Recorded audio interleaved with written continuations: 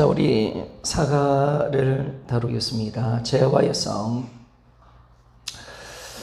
죄와의 싸움, 이 부분은 영적 싸움의 부분인데, 우리가 이제, 거듭나고, 우리 옛사람이 죽고, 새로운 피조물이 되어 있어도, 복음이 이제 우리 것이 되었고, 우리는 다 이제 거룩하고 온전한 자가 되었지만은, 그러나 우리에게는 남은 싸움이 있다라는 것을 말씀해 줍니다.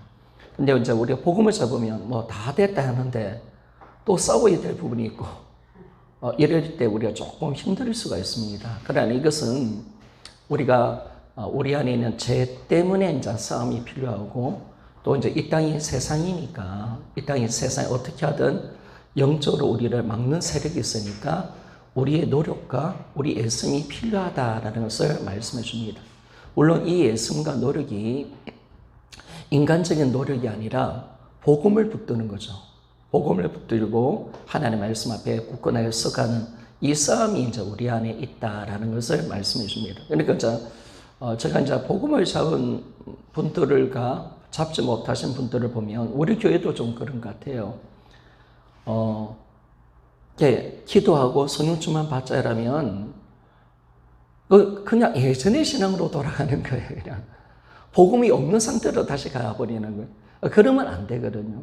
기도를 하더라도 복음에 건강한 기도를 해야 되고, 여러분하고도 교제를 할 때도 좀 그런 느낌을 좀 받을 때 있습니다. 복음을 우리가 잡았다면 복음에서 우리가 이제 생각해야 되고, 복음에서 우리의 믿음으로 나가야 되고, 복음으로 기도하고, 또 복음 안에서 성령 충만의 은혜를 누려야 되는데 복음이 다 사라진 겁니다. 그래 예전에 불로 했던 것만 남는 겁니다. 이러면 안 된다는 거예요. 근데 이게 자꾸 우리가 그렇게 가요. 복음을 놓쳐요.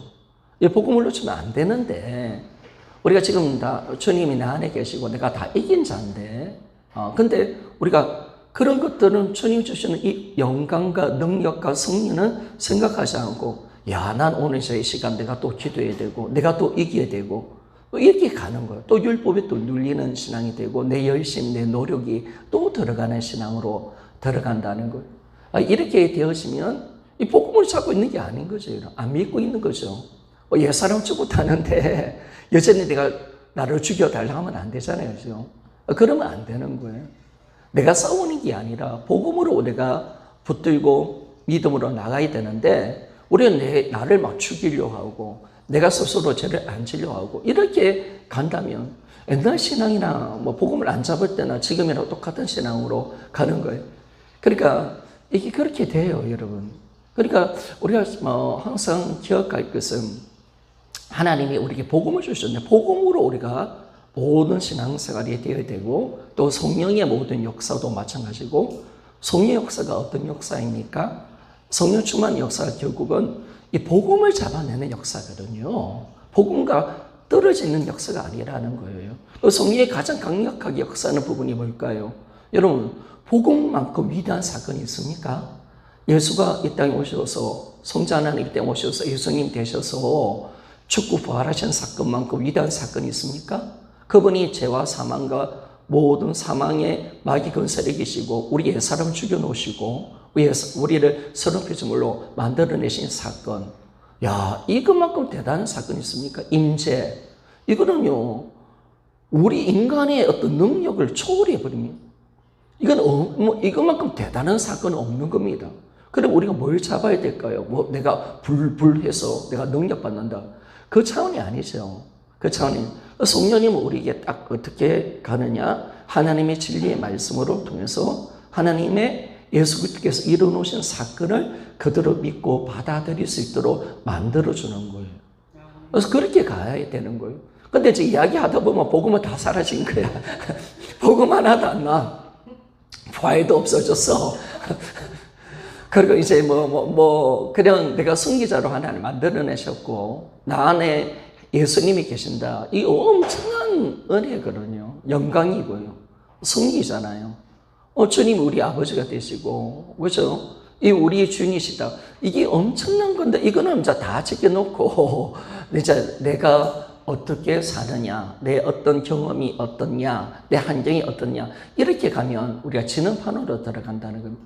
그러면 복음을 찾고 있는 게 아니죠. 여전히 자기는 열심히 기도해야 되고 하나님께 인내해야 되고 뭐 이런 쪽으로 가버리는 거예요.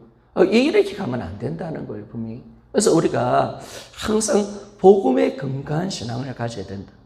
항상 내 안에 승리자이신 예수님이 나와 함께 하신다. 그러니까 주님의 승리가 내 승리고 나는 이미 이긴 자다. 나는 오늘도 이기며 살아간다. 이 신앙으로 가야 우리가 이걸 딱 받아들이고 믿음으로 가야 모든 것을 승리하며 나갈 건데 또 내가 스스로 마귀를 이기게 되고 환경을 이기게 되고 이건 아니거든요. 내 노력과 여기에서 달린 게 아니라 말이에요. 그러니까 우리가 항상 교제할 때 우리가 복음으로 항상 교제할 때 춘천한 마음교회는 복음을 안 나누면 나누지 말합니다. 오직 복음만 나눠라. 복음의 건강 교제가 돼야 된다라는 것을 말씀해 주고 있는 거죠. 그래서 우리가 죄와의 싸움도 마찬가지입니다. 이 죄와 우리가 복음이 되었는데 왜 그러면 죄와 싸움이 있고 마귀의 이 세상과의 싸움이 왜 있느냐라는 것을 우리가 살펴봅시다. 1번 거듭남의 사람의 내적인 상태라고 말했습니다. 우리는 전인격이 거듭났습니다. 이거는 우리가 부정하면 안 되죠. 우리가 거룩하고 내 인격이 거듭난 겁니다. 내 사람이 한말에서 내 사람이 죽었고 나는 새로운 피조물이 되었습니다. 나는 하나님의 자녀가 되었고 하늘에 속한 자가 되었습니다. 내 인격과 내 영혼은 거듭났고 주님의 형상을 담는 그런 자가 되었습니다. 그런데 문제가 뭐냐면 나 옛사람의 잔재가 남아있다는 거예요. 내 옛사람. 죽었는데 내 옛사람의 잔재가 육신 속에 있는 그 모습이 우리의 모습이다라는 것을 성경은 정확하게 말해주고 있죠. 이 그림이 그걸 이야기합니다. 우리 보면 새로운 표정은 맞습니다. 그런데 옛사람도 죽었는데 그런데 우리는 뭐냐면 옛사람의 잔재가 남아있다. 옛사람의 습관들이 죄의 습관들이 남아있기 때문에 우리는 죄와 싸워야 된다. 이걸 우리가 정확하게 안다는 것이 이제 복음으로 영적인 싸움, 죄와의 싸움에서 승리할 수 있는 비결이 되는 것입니다. 자, 32절 봅시다. 예전에 다뤘던 부분들이니까 제가 빨리빨리 할 수 없는 넘어가겠습니다. 1번 내 안에서 거듭난 나, 새로운 피조물 나와 옛사람의 습성, 죄성과의 싸움이 일어난다. 이제 우리의 싸움은 이거죠, 여러분. 이제 거듭난 나와 또 옛사람의 습관이 있기 때문에 우리는 죄와 싸울 수밖에 없다. 이제 이것이 로마서 7장이잖아요. 그죠?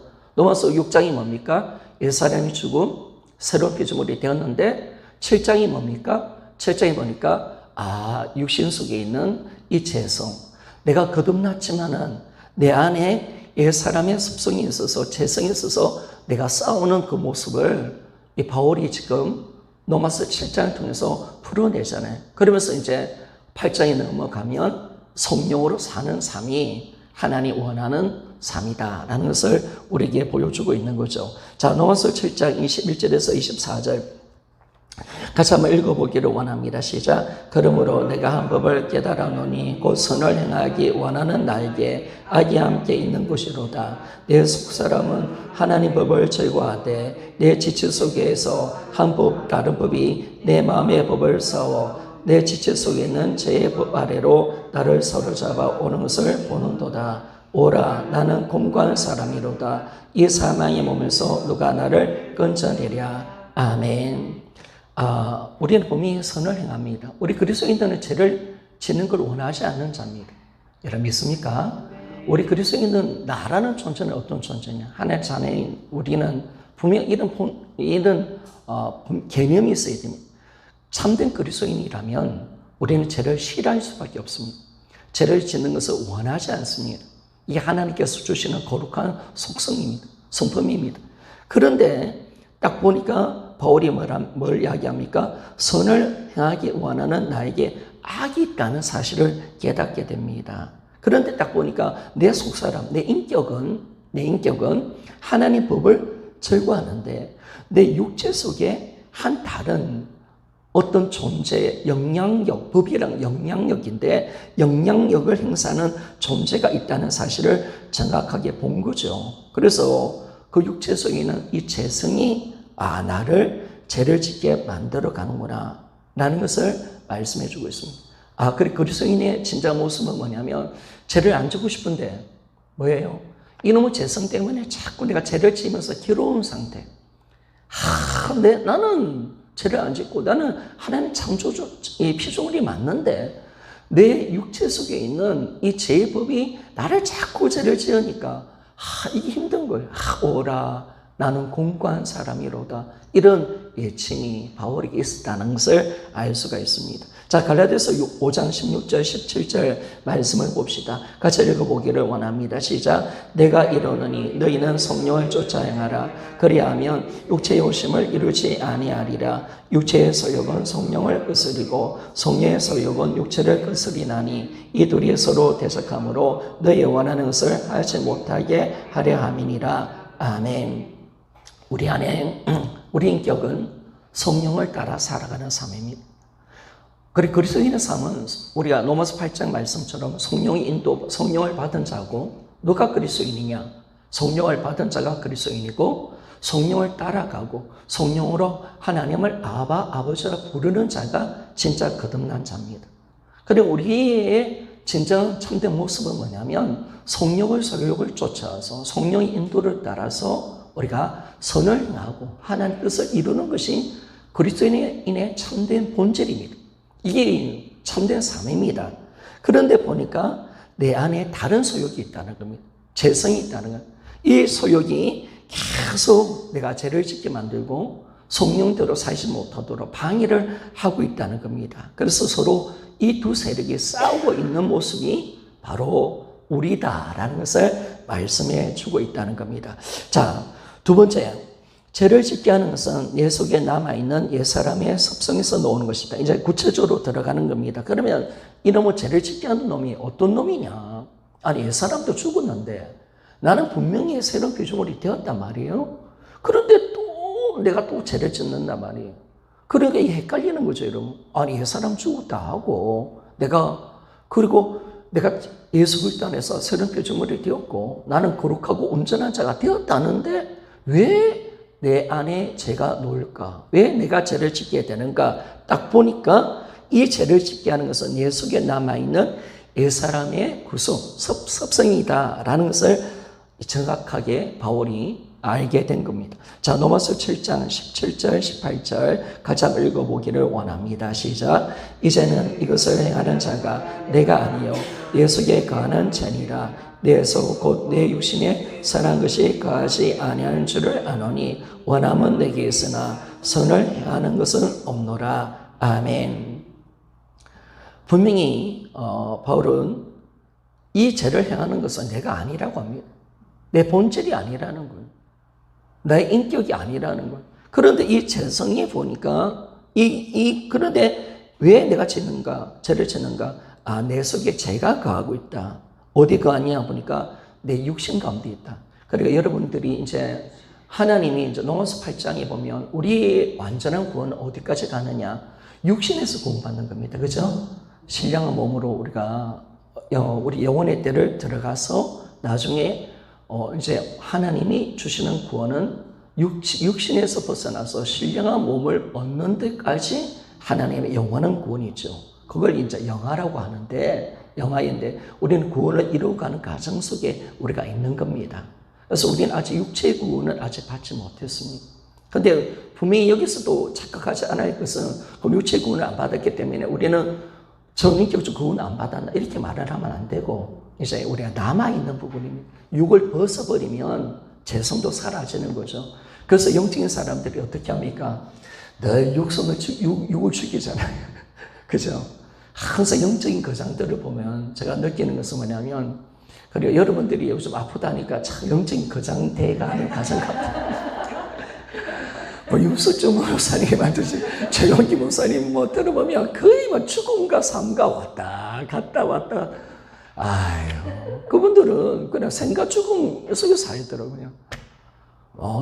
조 목사님도 마찬가지. 저는 유 목사님은 그런 줄 알았는데, 조 목사님 그때 75세 때, 75세 때, 날마다 새롭게 나왔을 때, 그 간증하는 거 봤거든요. 은퇴하고 나는데. 자기도 보면 죽음과, 삶과 죽음에서 그냥 왔다 갔다 생명이 다 꺼져가지고, 서시면도 살고, 오늘 끝나면 죽고, 이렇게 사시더라고요. 그러니까 이 육이 죽어야 결국은 이 재성이 사라지는 건 맞는 것 같아요. 하나님 이제 육을 다 없애버리는 거죠, 나중에.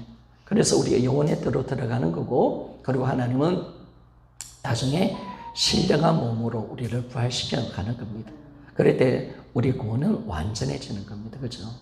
이제는 죄와 전혀 싸움이 없는 그 영원한 세계로 들어가는 구원이 우리에게 남아있다라는 것을 정확하게 우리에게 말씀해 주고 있습니다. 그래서 분명히 우리는 죄를 짓기 싫어합니다.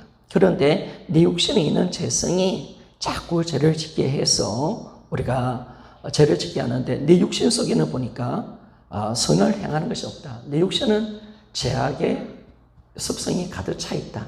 이걸 보는 거예요. 그래서 신앙상 육신과의 싸움이죠. 그렇죠? 육신과의 싸움. 이 육신은 세상을 좋아해요. 육신은 죄를 좋아해요. 그렇죠? 육신은 옛사람의 어떤 특징이 아직까지 남아있는 거예요. 그래서 육신을 얼마나 우리가 잘 처리하느냐에 따라서 우리가 죄도 이기고 마귀도 이기고 영적으로 승리할 수 있는 삶을 살아갈 수가 있게 되는 겁니다. 자, 넘어서 7장 19절에서 21절 같이 한번 읽어봅시다. 시작. 내가 원하는 바 선을 하지 아니하고 도리어 원치 아니하는 바 악을 행하는도다. 만일 내가 원치 아니하는 그것을 하면 이를 행하는 자가 내가 아니요 내 속에 거하는 자니라. 그러므로 내가 한 법을 깨달았노니 곧 선을 행하기 원하는 나에게 악이 함께 있는 것이로다. 아멘. 바울은 분명하게 죄를 행하는, 내가 원치 않는 죄를 짓는 것은 내가 아니다 라고 분명히 말씀하고 있습니다. 그건 진짜 내가 아니라는 거예요. 진짜 내 본질은 아니라는. 나는 죄를 안 짓고 싶고 하나님 원하는 대로 살고 싶단 말이에요. 그런데 그런데 이 죄를 짓는 것은 내가 아니고, 딱 보니까 내 속에 거하는 죄다. 그러니까 죄악의 습성이 나를 자꾸 죄짓게 한다라는 것을 깨닫게 된다는 겁니다. 근데 이 법이라고 이야기하잖아요. 그러니까 항상 육신은 항상 나를 죄짓게 만들어요. 법은 그거잖아요. 그죠? 똑같은 원리잖아요. 그러니까 우리가 한 법을 깨달았나니 곧 선을 행하기 원하는 나에게 악이 함께 있는 곳이로다 라고 하면서 우리 육신 속에 악이 남아있다는 것을 정확하게 밝혀 보여주고 있다는 사실을 알 수가 있습니다. 그래서 바울은 결론적으로 뭘 결론 내립니까? 선을 행하기 원하는 나에게 악이 함께 있다. 이것이 우리의 존재라는 겁니다. 육신을 입고 있는 그리스도인들. 바로 우리는 선을 원하기 원하는 나지만은 나는 옛사람의 습성 속에 육신을 갖고 사는 존재다. 이걸 이제 정확하게 보여주고 있습니다. 자, 넘어서 7장 22절에서 25절 33페이지입니다. 같이 한번 읽어보기를 원합니다. 시작. 내 속 사람으로 하나님 법을 절거하되 내 지체 속에서 한 다른 법이 내 마음의 법을 싸워 내 지체 속에 있는 제 법 아래로 나를 사로잡아 오는 것을 보는도다. 오라, 나는 공고한 사람이로다. 이 사망의 몸에서 누가 나를 끊어내랴. 우리 주 예수 그리스도로 말미암아 하나님께 감사하리로다. 그런즉 내 자신이 마음으로는 하나님 법을, 육신으로는 죄의 법을 섬기노라. 아멘. 정확하게 나와 있죠, 그죠? 우리가 내 속사람, 나라는 존재가 거룩과 새 사람인데 하나님 법을 절거하는데 내 속에 있는, 지체 속에 있는 한 다른 법, 육신이죠. 이것이 내 마음의 법을 싸워서 나를 죄를 짓게 한다라고 그렇게 말합니다. 그러면서 바울은 나는 공고한 사람이다 라고 그렇게 말을 하면서 왜 그러냐? 내 자신은 마음으로는 하나님의 법을 지키고 싶은데 내 육신은 자꾸 죄를 짓고 싶어 하는 거예요. 죄로 나를 자꾸 이끌어 가니까 나는 공고한 사람이다 라고 그렇게 말씀을 하고 있는 것입니다. 그러니까 우리가 왜 죄를 짓는지 아시겠죠? 이제 복음으로 이게 확정되어져야 됩니다. 복음으로 정확하게 확정되어져야 됩니다. 그러니까 우리는 뭐 예수 믿고 난데 우리는 죽일 인간이 아닙니다. 아시겠죠? 매일 죄 짓고 이런 존재가 아니라는 거예요. 그러면 우리가 지는 판으로 가는 거죠. 우리가 늘 이야기하지만 십자가까지 갔을 때 우리가 이 부분을 놓친 거죠, 여러분. 노마스를 제대로 이해를 못한 거죠. 옛사람 죽음 새로운 피조물이 되었다는 것을 우리가 정확하게 알지 못한 거죠. 그리고 뿐만 아니라 왜 7장에 이 갈등이 있는가 이걸 모르니까 우리 자체가 그냥 죄를 지을 수밖에 없다 이렇게 생각한 거예요. 그리고 우리는 늘 본래보다 못한 인간이고 그죠? 우리는 항상 질 수밖에 없다라고 하니까 여러분 우리가 진다하는데 지어버리는 거죠. 그러니까 우리가 이길 수 있다 생각하고 내가 그런 존재가 아니라고 우리가 믿고 받아들일 때 죄와 싸움이 되는데 우리가 그런 존재다라고 생각한다면 우리는 죄를 지을 수밖에 없습니다. 그래서 우리가 여기서 정확한 교리를 가지고 이제 그리스도인들이 거듭난 우리가 왜 죄를 짓는가 이걸 정확하게 우리가 아는 것이 중요하다라는 것을 말씀해 주고 있습니다. 자, 두 번째 회개입니다. 회개는 불신앙에서 신앙을 갖게 되는 단회적인 회개, 그렇죠? 회개는 두 번 있잖아요. 단회적인 회개가 있고 성화의 과정에서 죄로부터 돌이키는 반복적인 회개가 있다라고 말했습니다. 그래서 구원받을 때 우리가 하는 회개는 단 한 번입니다. 성령을 모시고 주님을 영접하는 회개는 단 한 번이고 이제 우리가 영접하고 난 뒤에 짓는 죄들, 성화의 과정 속에 짓는 죄기 때문에 우리는 반복적으로 회개해야 된다라는 것을 말씀해 주고 있습니다. 그래서 저번에도 이야기했지만은 우리 구원파하고 나눠지는 이유가 여기 있는 거죠. 그죠? 구원파는 회개를 주장하지 않습니다. 회개할 필요가 없다라고 합니다.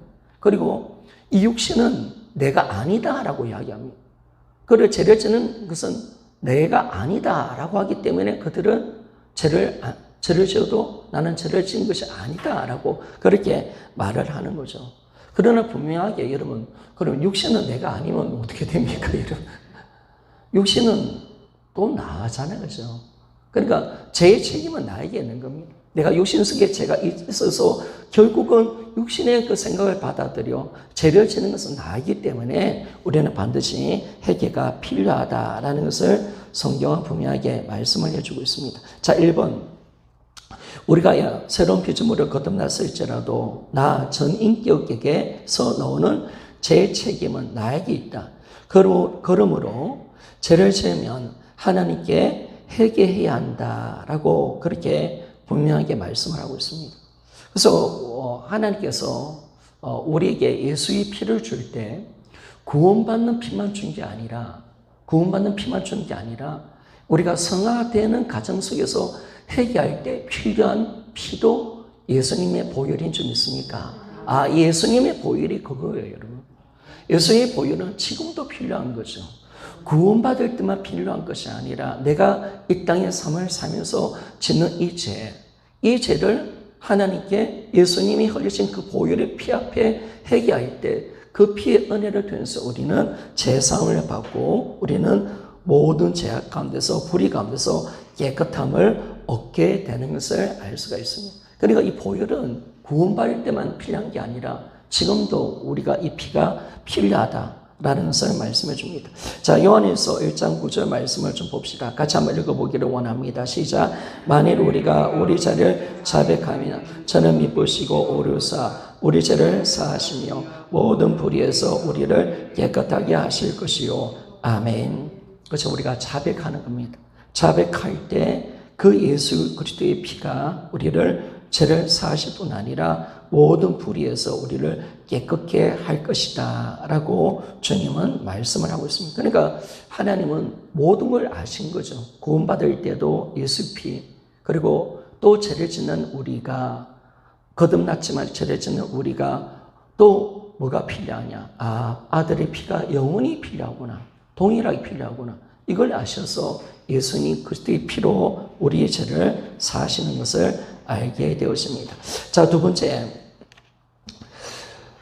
우리가 죄를 회개하면 하나님께서 우리 죄를 사유 용서하기를 즐기신다라고 말했습니다.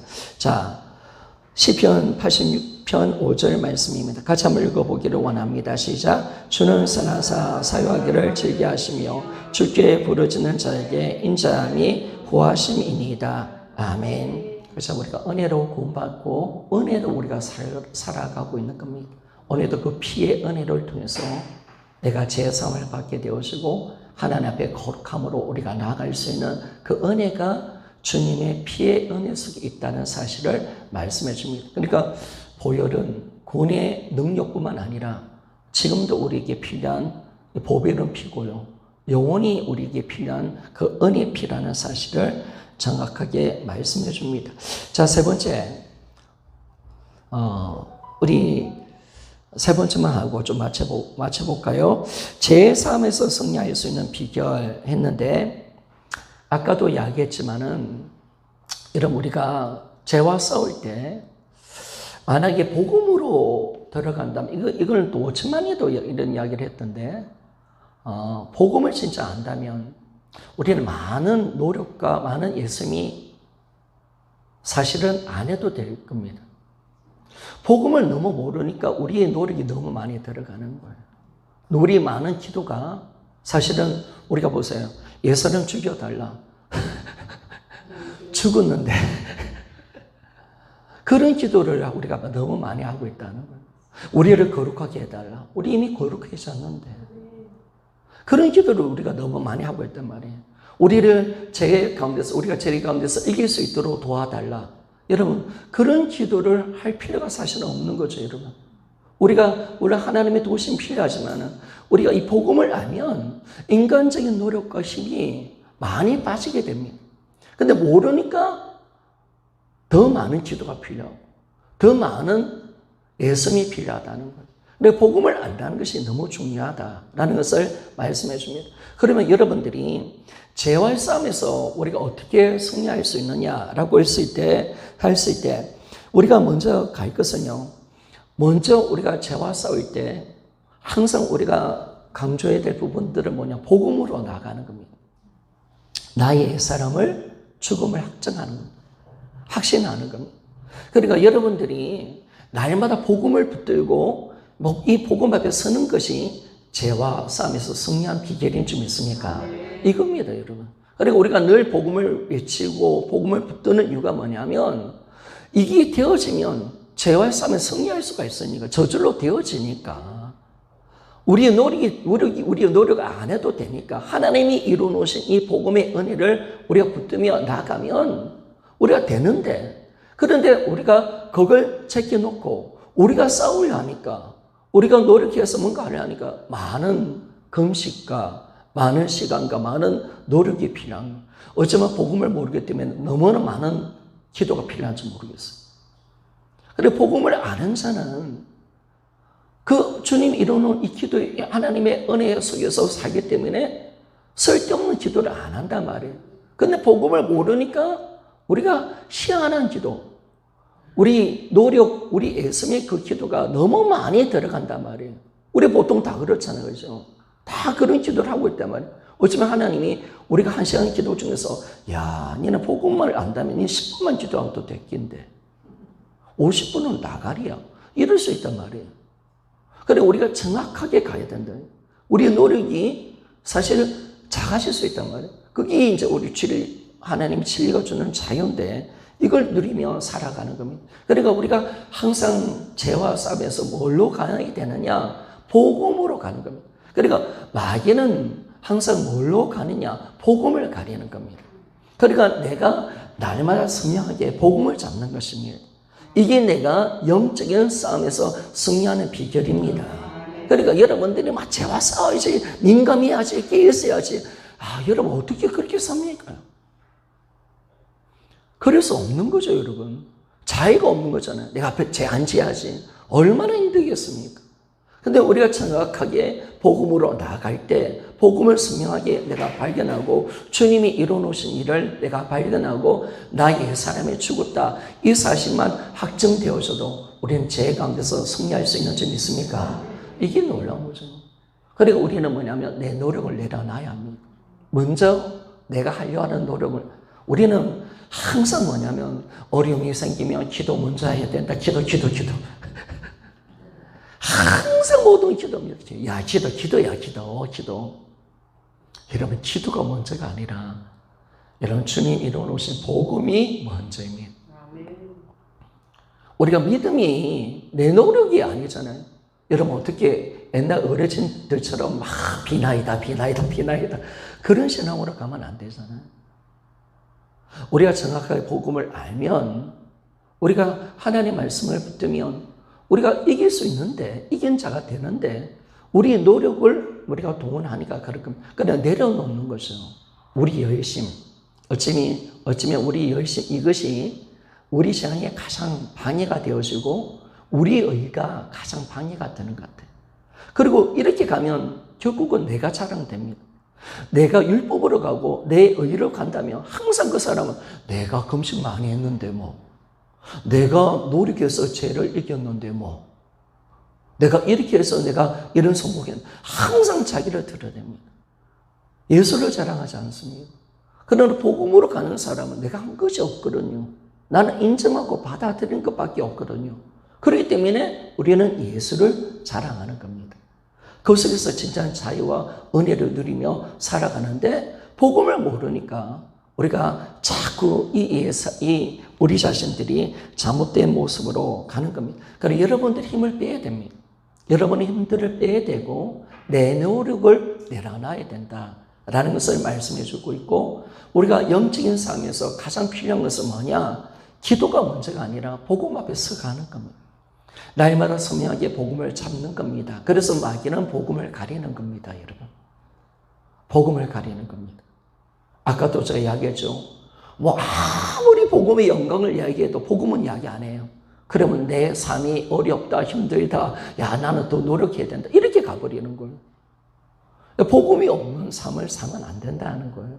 그래서 여러분들이 그런 걸 하지 말고 항상 복음에 초점 맞추고 복음으로 나눠야 된다. 그러니까 여러분 교제도 마찬가지입니다. 우리끼리 교제도 복음을 나눌 수 있는 교제가 되기를 소원합니다. 여러분 쓸데없는 거 나눌 필요 없는 거예요. 그거 나눠봐야 아무 의미가 없는 거예요, 여러분.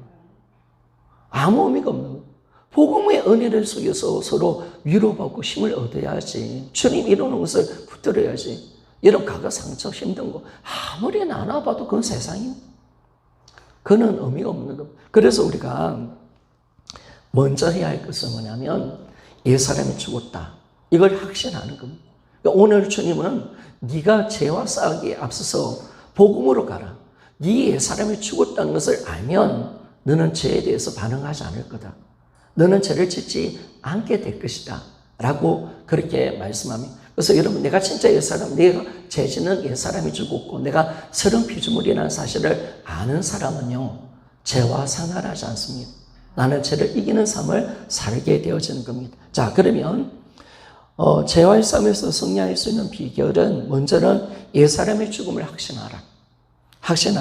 그러면 이 옛사람이 어떤 옛사람이 죽었습니까? 1번 정과 욕심이 십자가에 못 박혀 죽었다라고 말했습니다. 자, 갈라디아서 5장 24절 같이 한번 읽어보기를 원합니다. 시작. 그리스도 예수의 사람은 육체와 함께 그 정과 욕심을 십자가에 못 박았느니라. 아멘.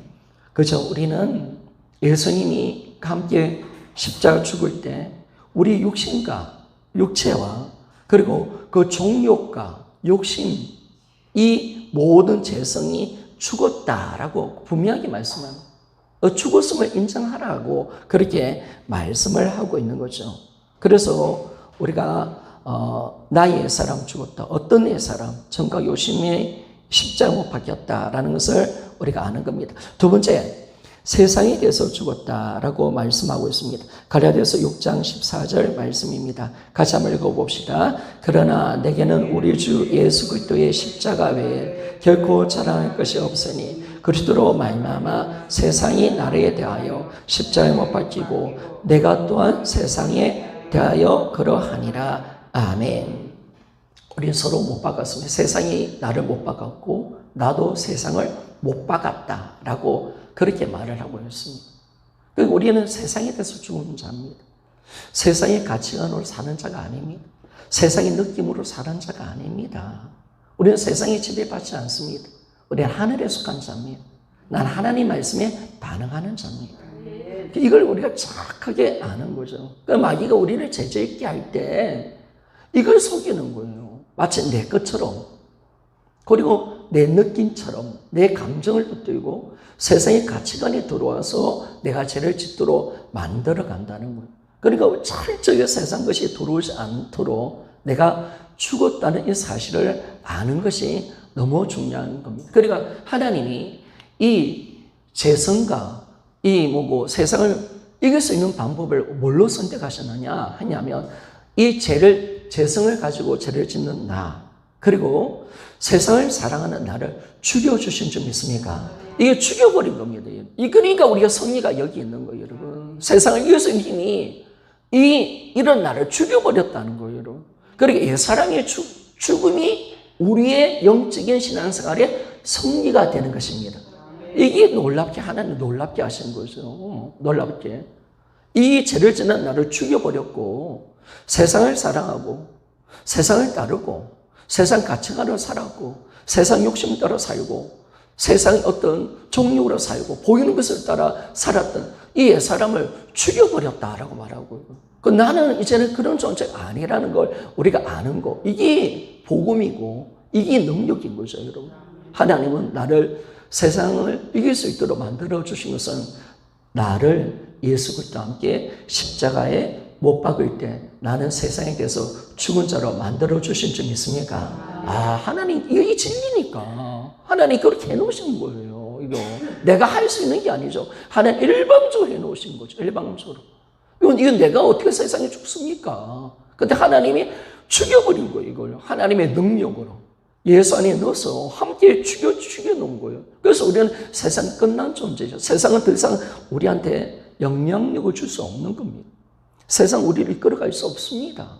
세상은 전혀 우리에게 힘을 발휘할 수 없는 그런 존재가 되었다라는 것을 정확하게 아는 거죠. 그러니까 이 죄를 죽여놓으시고 세상을 죽여놓으신 이 옛사람의 죽음이 확정된다는 것이 뭐냐면 이 세상을 승리할 수 있는 비결입니다, 여러분. 이걸 모르면 우리는 끊임없이 세상으로 오는 유혹을 이겨낼 수가 없습니다. 내가 죽은 겁니다. 자, 세 번째, 율법에 대해서 죽었다라고 말했습니다. 자, 로마서 7장 4절에서 6절의 말씀입니다. 자, 같이 한번 읽어보기를 원합니다. 시작. 그러므로 형제들아, 너희도 그리스도의 몸으로 말미암아 율법에 대하여 죽임을 당하였으니 이는 다른 이 곧 죽은 자 가운데서 살아나신 이에게 가서 우리로 하나님을 위하여 열매를 맺게 하려 함이니라. 우리가 육신에 있을 때 율법으로 말미암아 제 종력이 우리 지체들 중에 역사하여 우리로 사망을 위하여 열매를 맺게 하였더니 이제는 우리가 엄미했던 것에 대하여 죽었으므로 율법에서 벗어났으니 이러므로 우리가 영의 새로운 것으로 성될 것이요 어머니의 묵은 것으로 아니할지니라. 아멘. 우리가 율법에서 미어 있을 때는 이놈의 율법이 우리 죄성을 일으켜버리는 거예요. 그러니까 오늘 딱 보니까 하나, 둘, 셋, 넷, 다섯 번째 줄 보니까 율법으로 말미암아 죄의 종력이 우리 가운데 역사했다는 거예요. 그러니까 죄를 짓는 인간에게는 법이 좋을까요, 안 좋을까요? 여러분, 우리나라에서 법을 만들어내잖아요. 그럼 그 법이 우리를 착하게 만들까요? 더 못되게 만들까요? 더 못된 인간으로 만듭니다. 법을 그러니까 우리가 입법부, 국회가 입법부인데, 근데 법이 많아지는 나라는요, 그만 악하다는 거예요. 이 인간의 재성입니다.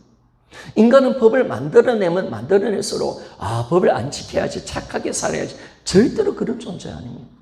법을 만들수록 우리는 재성이 더 일어납니다. 더 죄를 짓고 싶습니다. 더 나쁜 짓을 하고 싶은 욕망이 일어납니다. 그래서 우리가 율법으로 말미암아 죄의 정욕이 일어나서 우리 제2체질 속에 역사하여 사망의 열매, 죄를 지어서 이 죄 열매를 맺어서 우리가 사망으로 들어가도록 만들어버린 겁니다. 그래서 하나님이 어떻게 하시냐면, 야, 이 법이 도리어 우리를 죽이는 법이 되어버렸네. 그래서 우리를 예수님과 함께 십자가 죽을 때 율법에서도 죽은 자로 만들어주신 줄 믿습니까? 우리는 이제 율법에서 메인자가 아니라 어디에 메인자?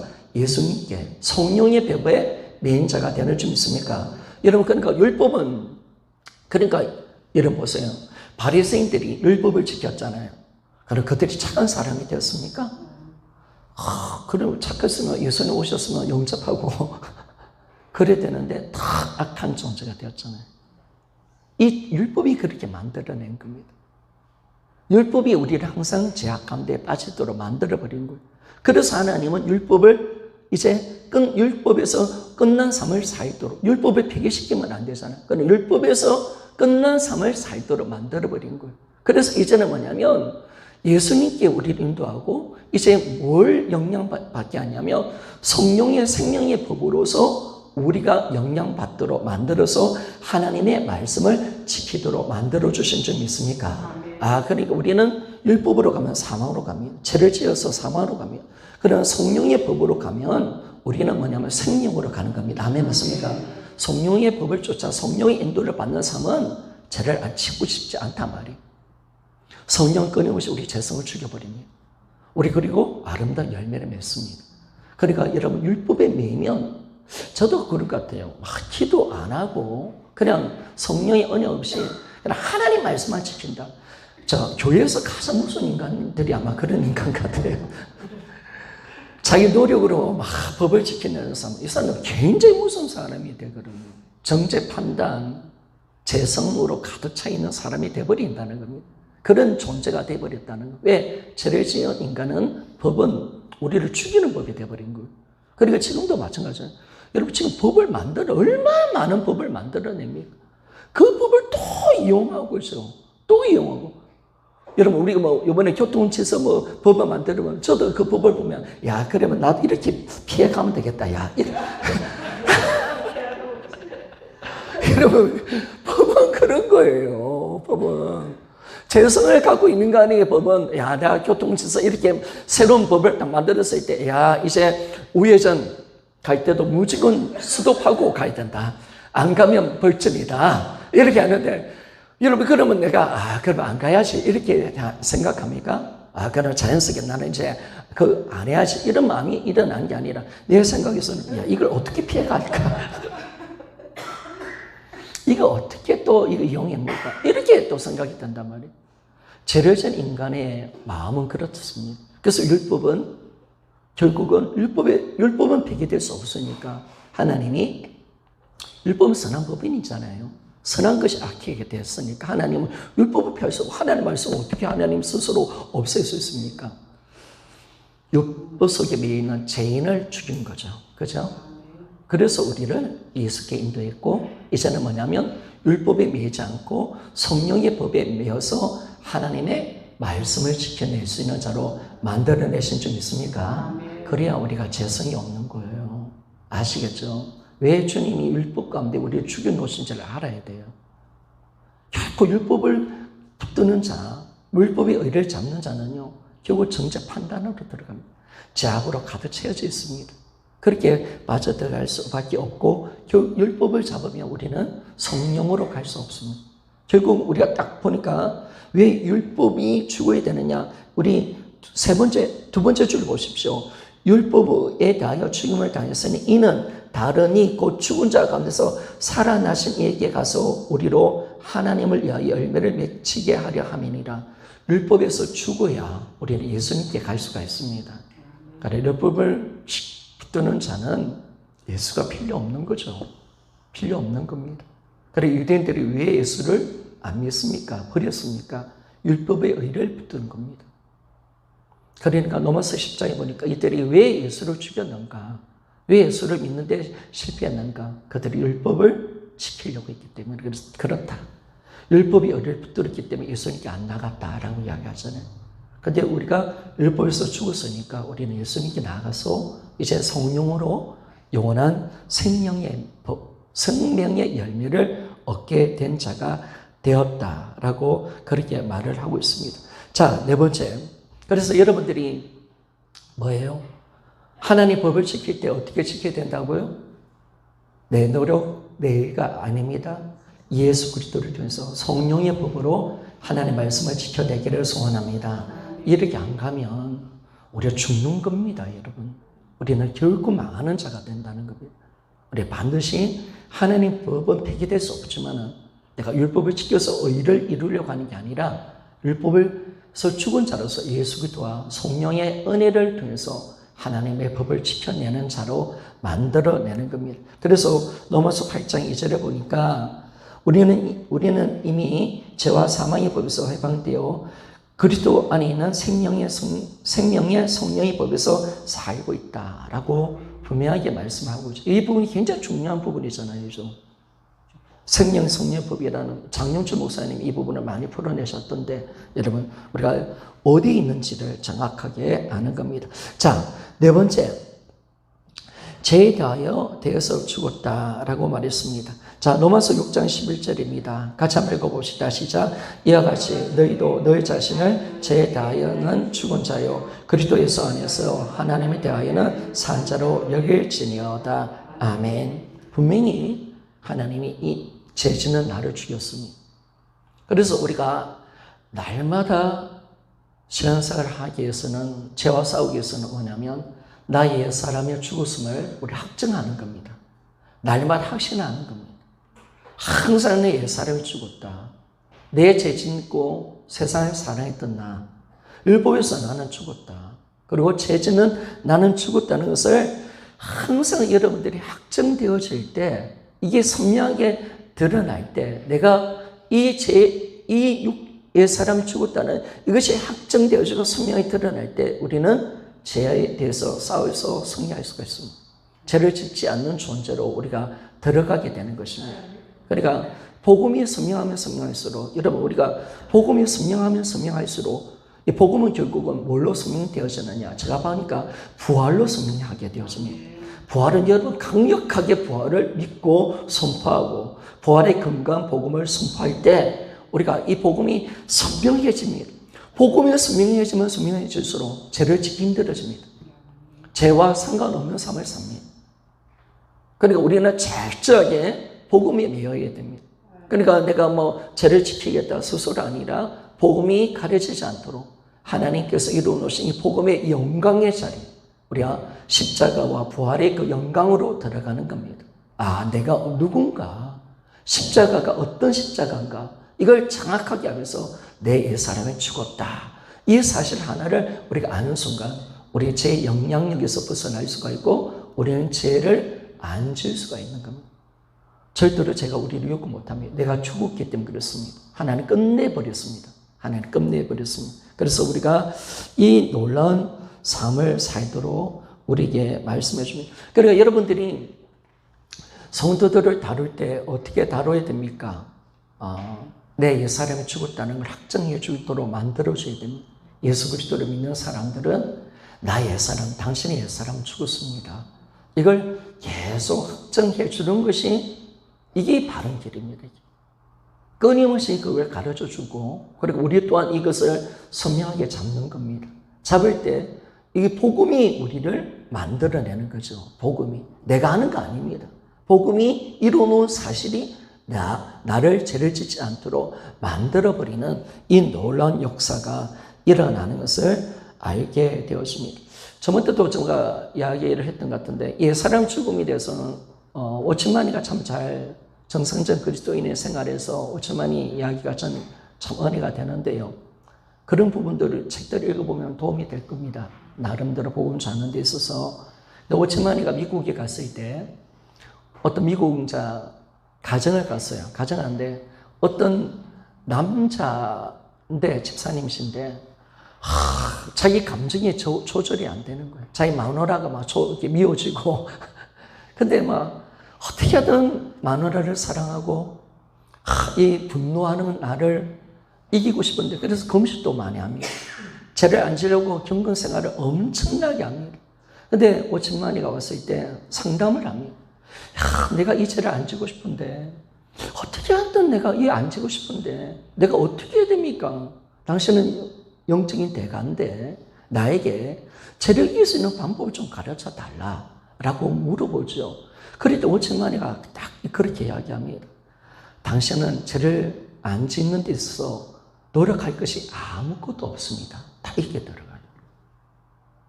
아주 중요한 교리입니다. 당신은 죄를 짓는 데 있어서 당신이 할 것은 아무것도 없습니다. 당신은 아무것도 하지 마십시오. 그리고 복음 앞에 쓰십시오. 당신이 옛사람이 죽었다는 걸 인정하십시오. 이제 복음을 전해 죽겠죠. 십자가 부활을 전해면서 나의 옛사람이 죽었다. 그래서 그 사람에게 뭐 기도 먼저 하려 하지 말고 금식하지 말고 내가 참아야지. 내가 분노를 이겨야지. 그거 하려 하지 말고 그거 내려놓고 오직 십자가를 통해서 내 옛사람 죽었다는 걸 인정해라. 그리고 선포하라. 그리고 난 뒤에 떠났습니다. 그리고 다시 만났습니다. 어떤 일이 일어났을까요? 그렇게 안 되는 분노를 이긴 거예요. 됩니다, 여러분. 그죠? 그러니까 여러분들이 이게 복음으로 가는 거죠, 여러분. 나의 사랑. 하나님의 위대하신 거는 여러분, 여러분의 노력이 대단합니까? 하나님께서 이루어놓으신 일이 대단한 겁니까? 아이고, 감사합니다, 진짜, 그죠? 아이고, 우리가 애쓰고 노력하는 것이 뭐가 그 대단하겠습니까? 전는 자가 이 땅에 오셔서 죽고 부활하셔서 위대한 복음의 능력을 이뤄놓으신 사건이 얼마나 대단한 사건인데 이걸 지켜놓고 내 노력으로 뭔가 한다. 하나님께서 안 웃겠습니까, 여러분? 그러니까 이걸 붙들어라는 거예요. 그러니까 오늘부터 이제 남편 감당이 안 되면 어떻게 됩니까? 부활 책자 펴놓고 나의 사람은 죽었습니다. 성령께서 깨닫게 해주세요, 주님. 그렇게 들어가야 됩니다, 이런 싸움은. 그렇게 들어가는 겁니다. 복음을 그렇게 들어가는 거예요, 여러분. 여러분이 하려고 하지 말고. 주님 앞에서 하나님 말씀 앞에 나는 서는 겁니다. 그리고 선명하게 나를 비춰주셔서 성령이 진짜 네가 죽었다 라는 깨닫는 그 순간 그 복음의 능력을 느끼게 되는 겁니다, 여러분. 아무리 찔려도 안 아픕니다. 아무리 유혹해도 안 넘어집니다. 아무리 세상 것이 와도 흔들리지 않습니다. 그러니까 이게 대단한 거죠, 여러분. 그러니까 여러분들 영적인 대가가 된다는 이 차원이 어쩌면 복음으로 되는 거예요. 우리는 그 삶이 가능하다니까요, 여러분.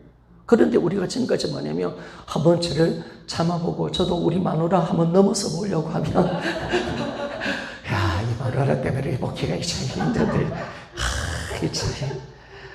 이거 이겨야 되겠다. 여러분 얼마나 기도해야 되겠습니까? 우리 서로 부부간에 얼마나 문제가 많습니까? 그런 것들 속에서 우리가 감당을 못하는데 그런데 이걸 우리 힘으로 어떻게 갈 겁니까, 여러분? 근데 정확하게 복음 앞에 서서 이 복음의 은혜가 이제 주님이 성령이 이제 비춰주는 거죠. 계속 복음으로 가야 됩니다. 선포하십시오. 복음의 빛을 달라고 성령께 기도하십시오. 그럴 때 실제가 되게 하시는 분은 성령님이신 좀 있습니까? 진짜 실제가 딱 되는 순간 옛사람의 죽음의 그 능력이 드러납니다. 죄를 다 이겨버립니다. 상처 주는 말을 해도 눈 하나 깜짝하지 않습니다. 불쌍습니다. 진짜 성령 충만한 은혜의 자리로 들어가 버립니다. 성령 충만한 자리로. 복음으로 바로 들어가 버립니다. 성령 충만한 자리로. 그러니까 이게 성령 충만이 막 기도 많이 해서 가는 게 아니라 우리가 정확하게 복음을 붙들고 성령이 이 복음을 실제되게 만들 때 우리는 성령 충만한 자리로 가는 거죠.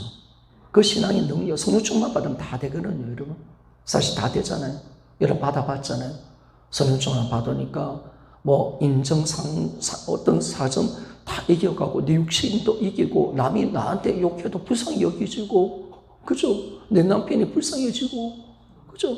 어떤 사람을 봐도 나한테 신소해도 사랑스럽고 주님 마음이 가득 차있고 막 그런 자리로 가잖아요. 그래서 우리가 항상 기도의 제목이 성령 충만 주세요, 성령 충만. 그랬잖아요. 근데 이 성령 충만이 그렇게 오는 게 아니라 복음을 잡아보니까 이 복음 앞에 성령께서 조명해 주실 때 이것이 내 것이 되게 하는 줄 믿습니까? 하나님께 우리가 겸손히 엎드리는 겁니다. 그래 복음 앞에 엎드리고 하나님께 이것을 사실이라는 것을 인정하고 여기라 하잖아요. 저에 대해서 죽은 자요 하나님께 대해서는 산자로 여기래서 하나님 나는 끝까지 여깁니다. 끝까지 주장할 겁니다. 성령님 내가 기도 가운데 이게 확정시켜 주십시오. 이게 진짜 실제임을 드러내 주십시오. 라고 한다면 하나님 반드시 행하실 줄 믿습니다. 왜냐하면 주님의 말씀은 실제고 진리인 줄 믿습니까? 이는 진리이기 때문에 그렇습니다. 이게 사실이기 때문에 그렇습니다. 사실이기 때문에 내가 경험하는 것이 가짜라면 여러분 절대로 이건 경험할 수 없는 거죠. 그런데 왜 진짜냐? 기독교의 신앙이 복음이 진짜인 것은 우리가 어떻게 확정하냐면 예수를 믿는 모든 사람들이 믿음으로 살아가니까 그 모든 말씀을 실제로 경험하는 은혜가 있는 줄 믿습니까? 우리 모두가 경험하니까 진짜인 거예요. 진짜가 맞는 거예요. 아 이게 사실이구나. 진짜구나. 이걸 딱 붙들고 우리가 나아가는 거죠. 그러니까 여러분들이 이제 옛사람 죽음 확정하셔야 됩니다. 날마다 확정하면서 가는 그 삶이 나에게 필요하다라는 것을 말씀해요. 그래서 여러분 죄에 대해서 싸울 때 여러분이 할 것은 아무것도 없습니다. 정말 오천마리가 말했던 것처럼 여러분이 죄에 대해서 싸울 거 여러분이 할 건 아무것도 없습니다. 하나님 이뤄놓으신 일을 그대로 믿는 것밖에 없는 줄 믿습니까? 이게 복음 위대한 능력이죠, 여러분. 복음 위대한 능력이 거기 있는 겁니다. 하나님 이루는 것이 대단한 거지. 우리가 인간이 하는 행동, 일들이, 사역들이 뭐가 대단하겠습니까, 여러분? 그렇게 가는 겁니다. 자, 두 번째, 새 피조물의 신분을 확정하라라고 그렇게 말씀을 하고 있습니다. 자, 새 피조물은 하나님 말씀에만 반응하며 하나님 뜻대로 사는 자이다. 그러므로 새로운 피조물의 신분을 확정하고 우리 몸을 의의 병기로 하나님께 드리는 것이 성령의 비결이다. 이 부분만 하고 마칠게요. 자, 우리의 새로운 피조물이 되었습니다. 새로운 피조물. 그러니까 우리가 복음 앞에 날마다 쓰는 거죠. 십자가 앞에, 부활을 통해서 십자가 앞에 서보니까 나의 옛사람이 죽음이 확정되어지고 예수 그리스도의 부활은 나의 부활입니다. 그러니까 이런 부활이 약해지면 안 됩니다. 우리는 반드시 부활이 약함을 지식일 수밖에 없습니다. 그래서 철저하게 뭐냐면 부활의 역사가 드러날 때, 부활의 영광의 능력이 드러날 때, 예수 부활이 강력하게 선포될 때 내가 나의 사랑을 죽었고 내가 새로운 피조물이라는 사실이 정확하게 우리가 확정될 수 있습니다. 그대로 믿을 수가 있습니다. 그러니까 부활이 약해지면 안 됩니다. 우리는 어떻게든 이 예수 그리스도의 부활을 통해서 내가 새로운 피조물이라는 사실을 우리가 알고 하나님 말씀에만 반응하고 하나님 뜻대로 사는 자임을 우리가 고백하며 나아가야 됩니다. 그래서 우리가 그런 존재다. 야, 나는 진짜 하나님 말씀에만 반응하고 나는 하나님 뜻대로 사는 존재로 하나님 나를 완벽하게 만들어내셨다.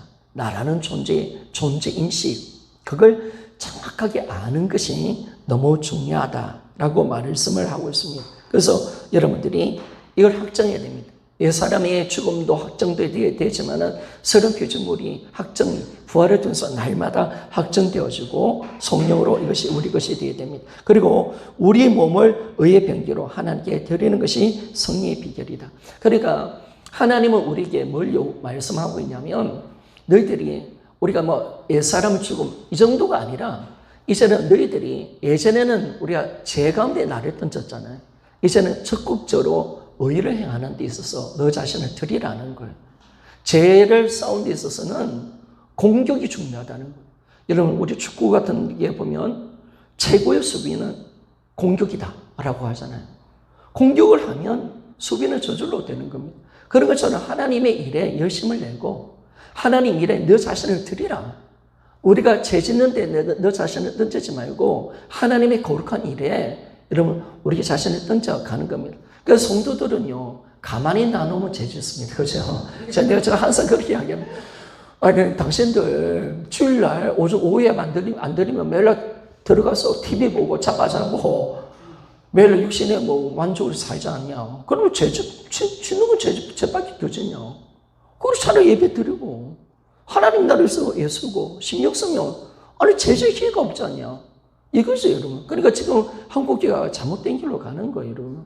모이는 걸 피한다는 것은 굉장히 심각한 문제입니다. 한국교회 예배가 사라진다, 이런 게 굉장히 문제입니다.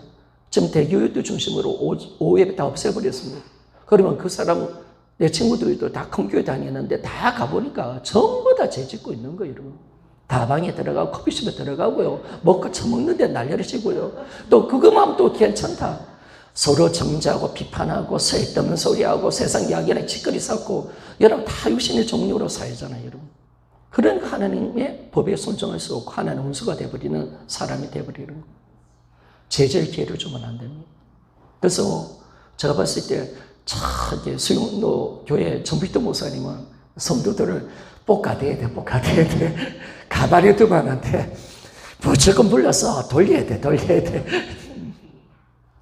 성도들을 가만히 내버려 두면 결국은 그들은 죄악으로 들어갑니다. 그래서 잡아서 계속 주님 일을 시키고 하나님 일에 관심을 가지게 하고 기도하게 만들고 이렇게 안 하면 우리는 세상에 떠밀려 갈 수밖에 없는 존재입니다. 그러니까 땡기는 겁니다. 어떻게 하든 일을 만들어서라도.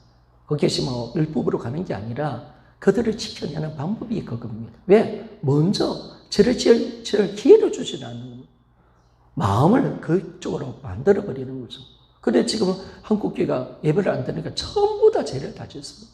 뭐 하겠습니까? 이러면 전부 다. 다 세상 것에 관심 가지고요. 다 죄악 가운데 빠져 있죠. 처음에는 뭐 자유다, 율법에서 자유다.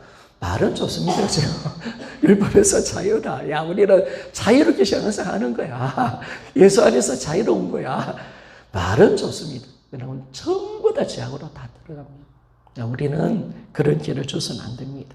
자, 고린도서 5장 17절 같이 한번 읽어보기를 원합니다. 시작. 그런 저 누구든지 그리스도 안에 있으면 새로운 피조물이라. 이전 것은 지나갔으니 보라 새 것이 되었도다. 아멘.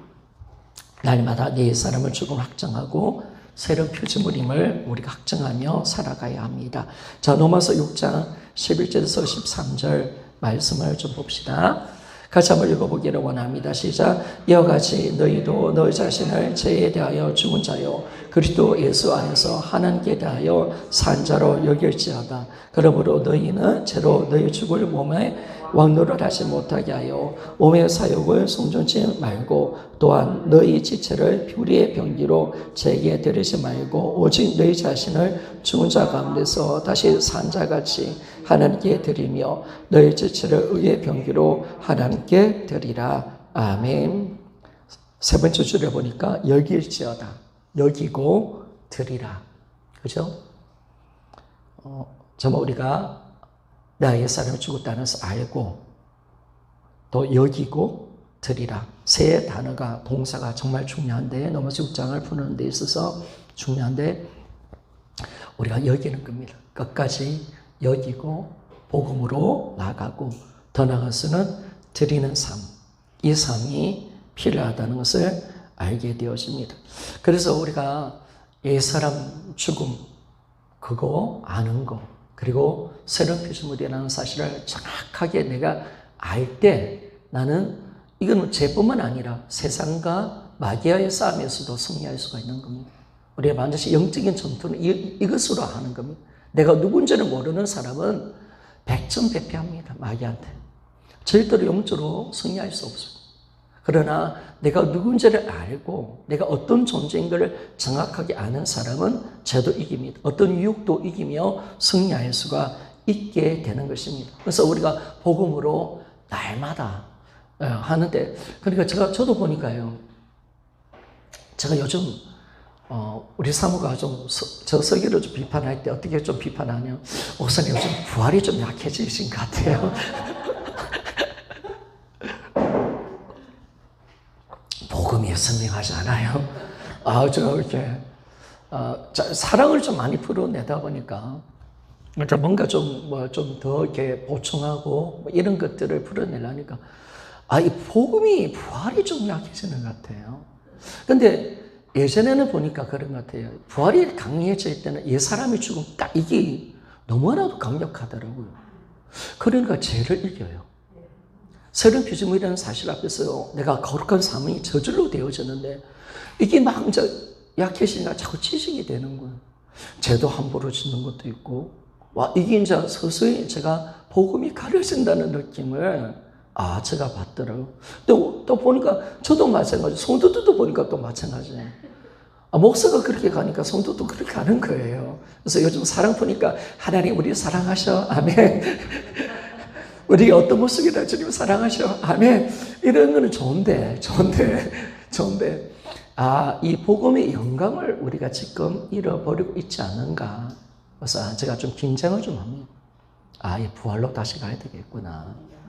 이쪽으로 계속 맞추지 않으면 희한하게 가려집니다. 여러분들도 이 복음을 처음 잡을 때는 정말 좋죠, 그죠? 야, 이런 말씀이 어디 있노? 와, 그죠? 야, 이거 깨닫는 거 하나 때문에 나는 미칠 것 같아. 야, 내가 이런 놀라운 은혜가 있고, 이런 존재가 되었구나. 이거 좋은데요. 조금만 가면 이 약해져요, 여러분. 이 또 가려져요. 그리고 이 은혜란 건 그렇습니다, 여러분. 날마다 새롭게 오지 않으면요. 이게 나중에 무거운 것이 됩니다. 그래서 항상 우리가 마음을 새롭게 하고 이 부활을 잡지 않으면 우리가 어느새 우리가 가려져 버려요. 이게 무서운 거예요, 이게.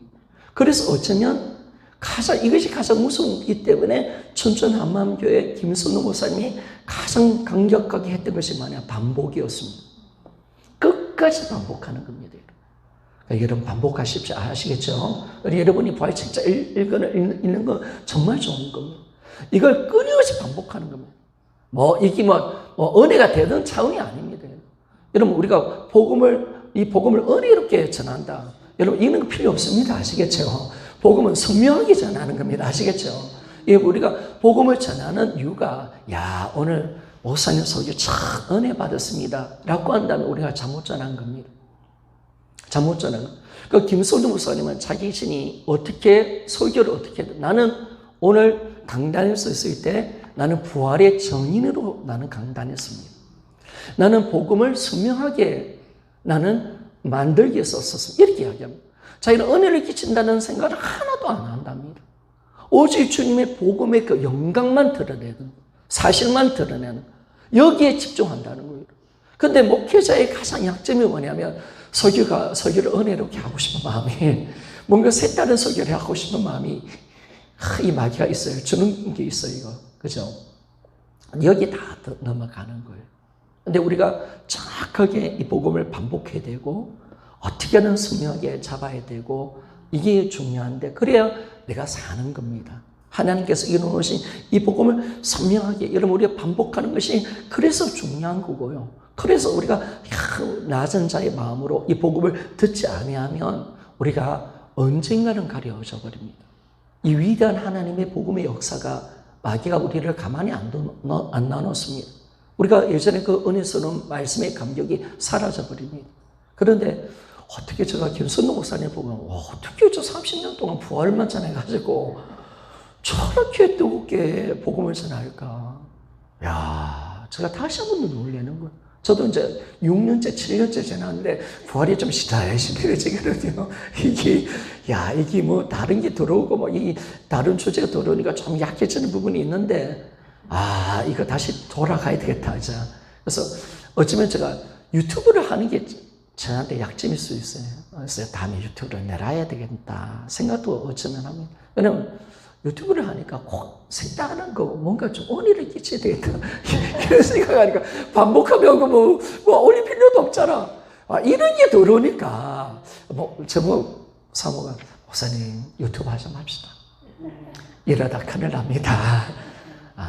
그 목사님 설교 평가받는 게 중요한 게 아니라, 정말 반복해야 되지 않습니까?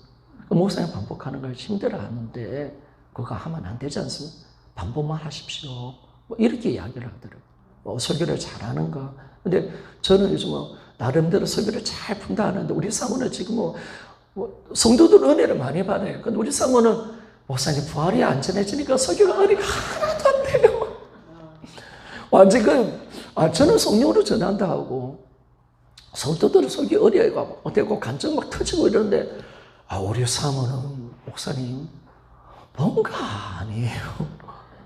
뭔가 막혀 있어요. 부활이 약해요. 이렇게 이야기하는 제가 요즘 많이 돌아봅니다. 그래서 하여튼 여러분 부활로 가야 됩니다. 절대로 말씀을 반복하는 걸 두려워하면 안 됩니다. 이 마귀가 주는 겁니다. 그리고 여러분이 은혜를 끼친다 라고 생각하지 마십시오. 그냥 사실을 전하는 겁니다. 아멘 맞습니까? 성령 사실을 전하는 겁니다. 그냥 사실만 전하고 있는 그대로 하나님의 복음의 그거를 전하면 되는 거지. 그것은 성령이 이제 일하실 부분이지 그것만 전하는 사람이 되어져야 된다라는 것을 말씀을 합니다. 그런데 우리가 분명하게 이 죄를 이기기 위해서는 성령의 충만함을 받아야 되죠. 이 부분만 살짝만 하고 마칠게요. 분명히 우리가 성령의 역사가 보면 성령 충만 받아서 우리가 그러면 죄를 이긴다. 이게 아니라 항상 성령이 이제 복음을 잡은 우리 교회와 우리 목회자는요, 성령 역사가 이제 예전과 달라져야 됩니다. 이제 성령 역사는요, 복음으로 이루어져야 될 사건이 좀 있습니까? 이 복음으로 가야 되는 거예요. 복음으로 안 가고, 복음을 다 지켜놓고, 그래, 불로 가면 안 된다는 거예요. 반드시 성령의 역사가 복음을 재현하고, 복음의 영광을 드러내고, 복음을 실질되게 하는 역사가 되도록 만드는가 하는 것이 성령의 역사입니다. 그러면 우리가 성령 충만 받아야 될 이유가 뭐냐면 뭐가 있습니까? 내 옛사람이 죽었다는 것을 내가 경험하는 것이 성령 충만한 사건이 좀 있습니까? 이게 되어져야 된다는 거예요. 내 옛사람이 내가 새로운 비전을 이뤘다. 이걸 내가 정확하게 확정하는 시간이 성령을 통해서 우리가 받아야 된다. 이거지 이거. 그러니까 달라지는 거예요 여러분. 그냥 혼자서 충만이 아니라 말씀이 실제가 되게 하시고 이 복음이 진짜 내가 선명하게 잡을 수 있도록 이끌어달라고 여러분 기도하며 나가야 하죠. 자, 성경구절을 좀 한번 찾아보고 봅시다. 여러분 성령이 역사하는 부분 속에서 주님이 분명히 요한복음 14장, 15장, 16장을 보면 성령 14장, 16장이 성령장인데 주님의 앞으로 오실 성령님이 이렇게 일을 할 거다라고 분명히 말씀하셨습니다. 그러니까 성령님은 예수님의 말씀의 바운더리 가운데 역사하십니다. 아시겠죠? 절대로 성령님은 예수님 이런 성령님이시다. 이렇게 일을 할 거다 하는데 만약에 성령님 예수님 말씀을 뛰어넘어서 사역한다. 이건 성령 역사가 아닌 거죠. 반드시 성령님은 예수님의 말씀대로 움직이시고 성령 그분들 서로 그 위격이 있잖아요. 근데 성자는 성부께 순종하고 그리고 성령은 성자께 순종하고 그렇게 돼 있잖아요. 그죠?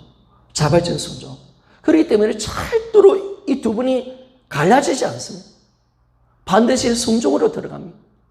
그렇기 때문에 성령 역사는 반드시 예수님께 반드시 순종하고 그분의 뜻을 반드시 이루어드리는 것이 성령 역사인데 그러면 우리 한번 찾아봅시다. 요한복음 14장 24절이라는 거 24절 우리가 잘 26절입니다.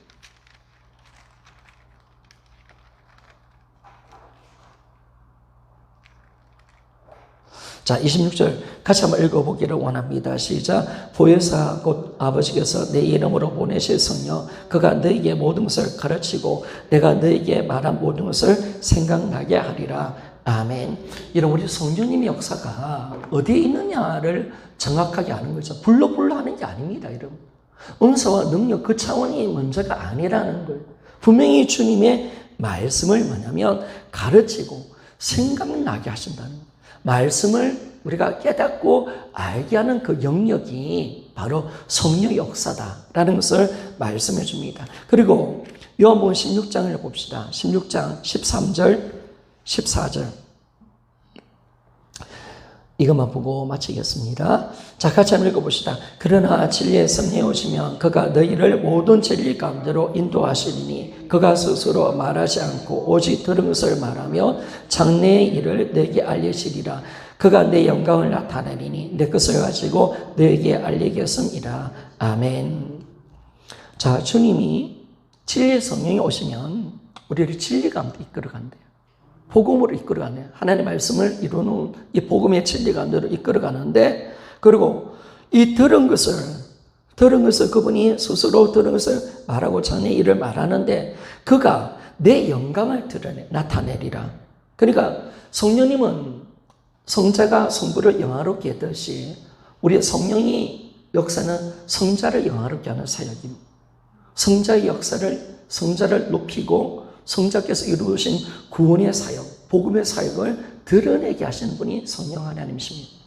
그러니까 이 성령님이 그가 내 영광을 나타내리니 내 것을 가지고 너에게 알리겠습니다. 이 말씀은 뭐 알린다 그 차원이 아니라 이 안다는 이것은 경험이잖아요. 기노스코, 이것은 우리 부부가 관계를 맺는 성적 관계에서 안다, 이내 차원이거든요. 이 단어가. 그러면 이 말씀을 내가 경험되어서 안다는 차원. 하나님의 말씀을 날마다 경험하여서 알 수 있도록 만들으시는 분이 성령 하나님이라는. 그런 성령 역사가 어디 있을까요? 복음에 있는 거예요, 여러분. 복음을 실제가 되게 하시는 분이 성령 역사인 거예요. 그러니까 이 임재도 성령 역사고, 모든 것의 성령은 복음이 진짜임을 알게 하고, 복음을 경험하게 하고, 복음을 진짜 경험해서 알 수 있도록 만드시는 분이 바로 성령 하나님이시라는 거예요. 그럼 우리 기도가 어떻게 들어가야 되겠습니까? 당연히 성령 충만을 구한다면 그는 불로가 아니라 내가 하나님 죄를 이기게 해주세요 라고 아니라 우리는 어디로 가는 겁니까? 성령님 나에게 충만 주셔서 나의 사람이 죽었음을 확정해 주시기를 원하고 내 새로운 규정인 것을 내가 알게 해주시기를 소원합니다. 이렇게 가는 거예요, 여러분. 복음을 알게 하는 거죠, 여러분. 정확하게 내가 예수 안에 있다는 사실을 알게 하고 내가 어떤 존재임을 정확하게 알아서 죄와 싸울 수 있도록 하나님께서 만들어내시는 분이 성령 하나님이시다. 이 성령 역사가 여기 있다는 사실을 우리가 정확하게 우리가 아는 것이 중요한 겁니다. 그래서 복음을 알아야 성령의 역사가 달라지는 겁니다. 우리가 복음을 몰랐기 때문에 잘못된 길로 간 겁니다, 여러분. 반드시 복음이 먼저 되어져야 성령을 우리가 제대로 구할 수 있기 때문에 그래서 오늘 성령 충만 구하여 우리가 이 죄와의 싸움, 세상과의 싸움에서 승리할 수 있는 우리 모두가 되어지기를 원합니다.